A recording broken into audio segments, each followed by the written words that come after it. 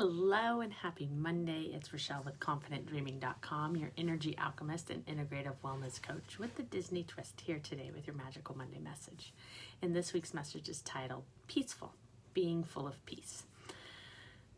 Probably like 2 weeks ago, scrolling on the gram, and I came across a quote that made me pause by Paulo Coelho, who's one of my favorite authors. It says, "If it costs you your peace, it's too expensive." So that got me to thinking, what is peace? What is inner peace? How do you become full of peace? Basic Google search, dictionary definition of peace is the freedom from disturbance. It is tranquility. So it is not being disturbed internally. And once you have peace inside, it's easier to express peace out. You don't get upset as much because you're centered and you have peace.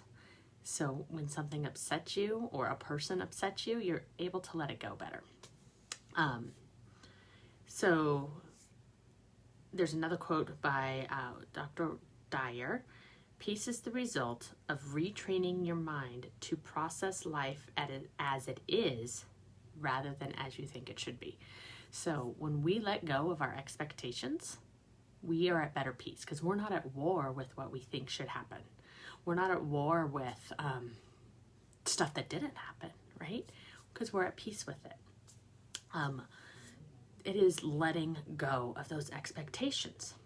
So how can you create more inner peace in your world? How can you create that calm? And mind you, peace is my word for 2021. So when this quote came across, it hit me. And when I chose peace,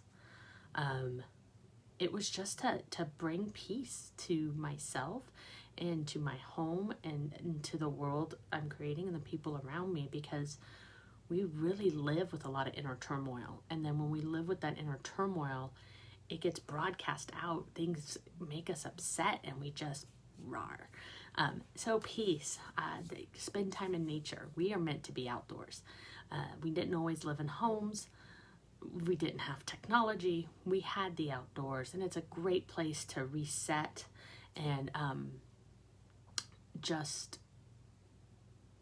reset and just get in tune with your intuition and who you're meant to be, and which is stay true to yourself.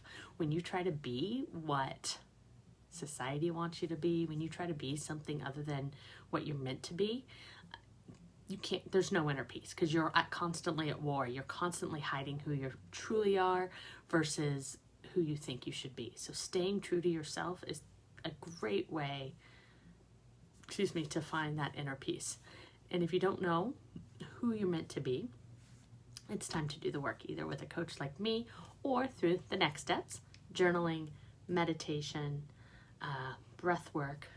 All that can also help lead you to who you're meant to be and help you live in alignment with your true self, and then you have more inner peace. And if you don't know what alignment is, it was explained in an easy way for me in a podcast recently. It's like the pieces of a puzzle fitting together. That's alignment. Like when you do a puzzle and that piece just fits perfectly and it's not being forced, that's alignment. Another way for inner peace is to move in a way that feels good. I'm not going to say exercise a certain way, but move. Let your body move and flow, and in a way that you enjoy. If that's dancing or yoga or running or real exercise, do what feels good, but make sure you move. Setting boundaries, not giving away your power. That too will help you find inner peace, because with set boundaries, yeses and nos are easier. You're not saying yes to things you don't want to do. You can say no without guilt. There's a lot of freedom when you set those boundaries, and it's easier to let it go. So let it go is on there. A gratitude journal, when you know what you're grateful for every single day, it just naturally brings more peace into your life. Slowing down. We are a go nation, I guess.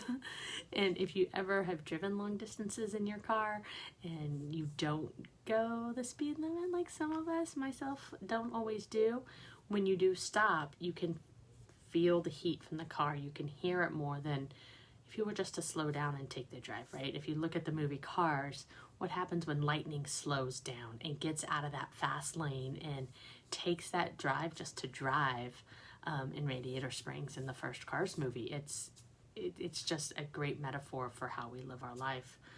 It's just great to slow down once in a while, and then we can find that peace, find out who we are.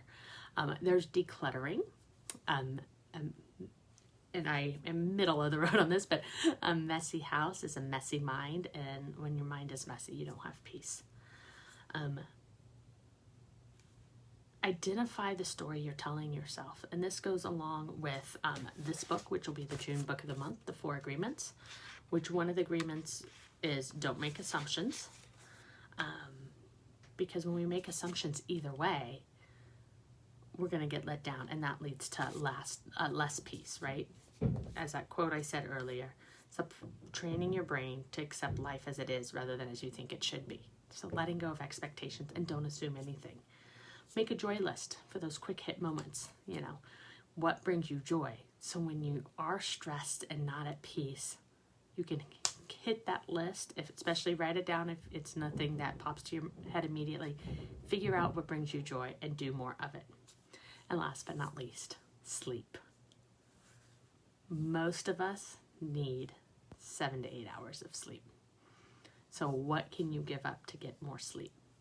And that's part of what my main program teaches, is moms how to go after their dream, be the mom they want, and do it without sacrificing sleep, which is huge, because usually the narrative out there is to hustle, right? Stay up late after the babies go to bed, sacrifice a little bit of sleep for a few years. But what if there was a better way? What if we could get the sleep we need, be the mom we want to be, and still go after our dreams? And that's what I'm here to teach you. So if you're interested in learning more about my program, I have a 12-week and 6-month program, so 3-month and 6-month. Message me and I'd love to share more. Otherwise, have a wonderful day. Happy Monday, and I'll talk to you soon.